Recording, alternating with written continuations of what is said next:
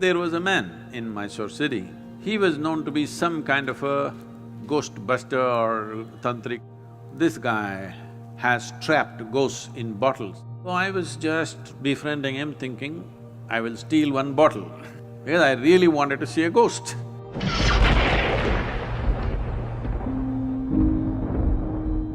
Sadhguru, you were talking about stories. So we were conversing and we were agreeing that when we were growing up, some of the best stories that we used to hear from family people or grandparents or friends, senior people, would be the ghost stories. And somehow you small, kids, we love to get scared. Still they want to hear that ghost story. It's one of their favorite things, amongst all stories. Do you have any ghost story from your experiences of traveling in the mountains?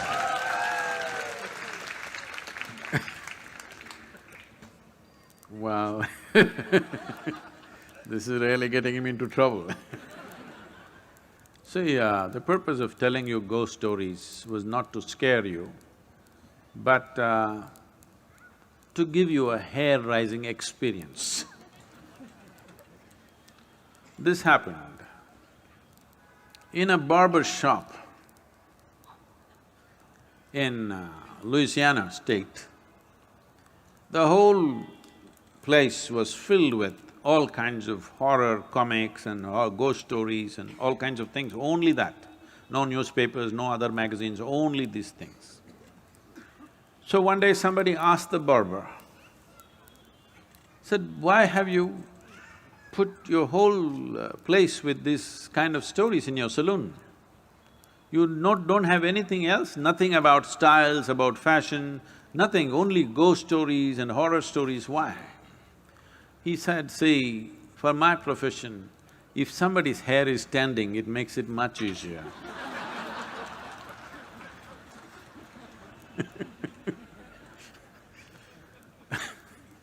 So the idea was to give you a hair-raising experience, not to scare you.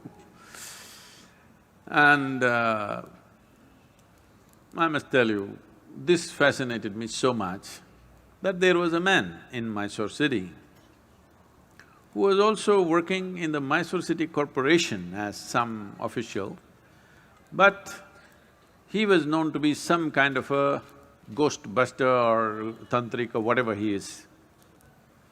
So somebody told me, I was always looking for these kind of things, so somebody told me, this guy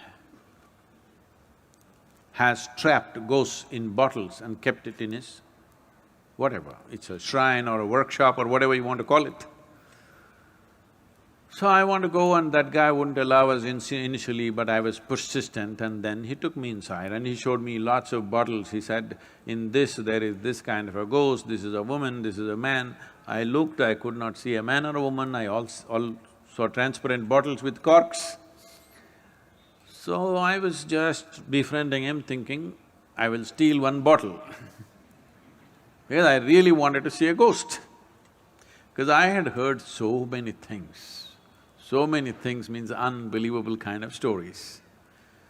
Well, it only made me more and more curious. It did not raise my hair nor scare me, but I became more and more curious. I had spent months on end, continuously every night, being in the cremation grounds, wanting to see. So people come, burn the dead, and when with firewood, when the dead bodies burn, it burns for 4, 5, 6 hours. People stay there for an hour or hour and a half and then they have other business to do. They will cry and they'll weep and they will go when it's still burning.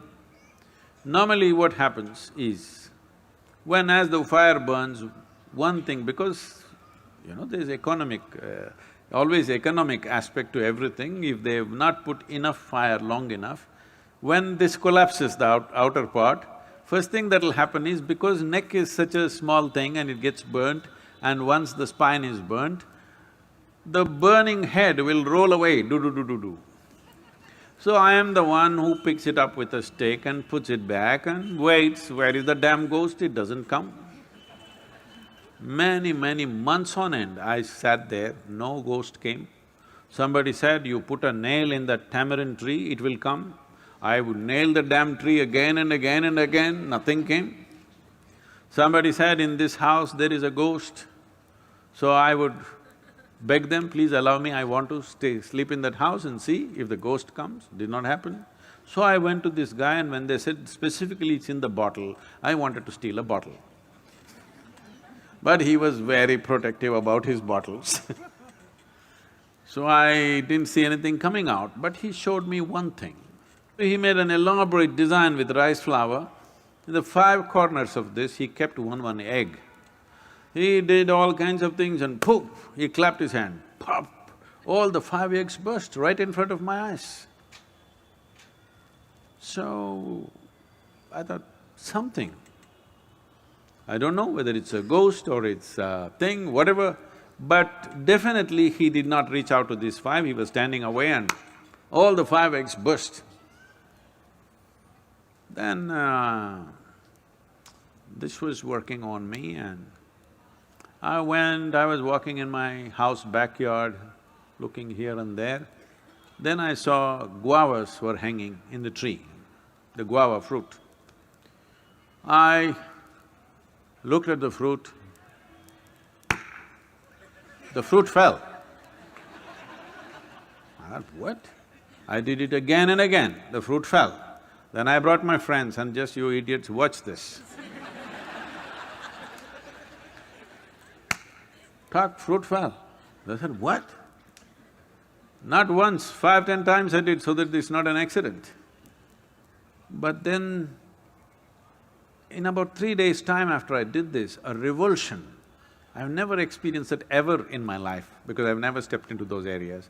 A kind of revulsion went through my entire body that I knew that I had done something very fundamentally wrong. Never again. I said, you want the guavas? Go up and get it. You want anything in your life, go and get it. These kind of things we will never again do. So, I realized something is fundamentally wrong, use your energies like that. So what is a ghost? All of you are ghosts with a body. Those who are walking and sitting, everybody, you are ghosts with a body. But suddenly somebody lost their body and you think they are something horrible. Why? They're just like you, they just lost the body. Is it true that you gathered the body over a period of time? Suppose, let's say you had lost control over how much you eat and you became this big, and then you came to yoga program and whatever, and slowly you shrank into half your size. Does it mean to say half of you has become a ghost? Hello? So if somebody lost the body, 50, 60 kilograms of planet that we have picked up and made into this, if they put it back, is that a ghost? Then you are also a ghost with a body, isn't it? So this abnormal way of looking at life, that just because somebody lost their body, they've become something evil, something fearful, something terrible, is a very abnormal way of looking at life. The nature of life is such that whether… See, right now, there's something you must look at this, not intellectually, really experientially. You're breathing, all of you, are you? Hello? I'm just checking. Hello? You're breathing. So if you're breathing, let us say this was like a building or whatever, right now we are in the quadrangle kind of place. So there is life here that you're breathing. You may call it air, but it's actually life, because if I take away this will go. Yes? Your life will go.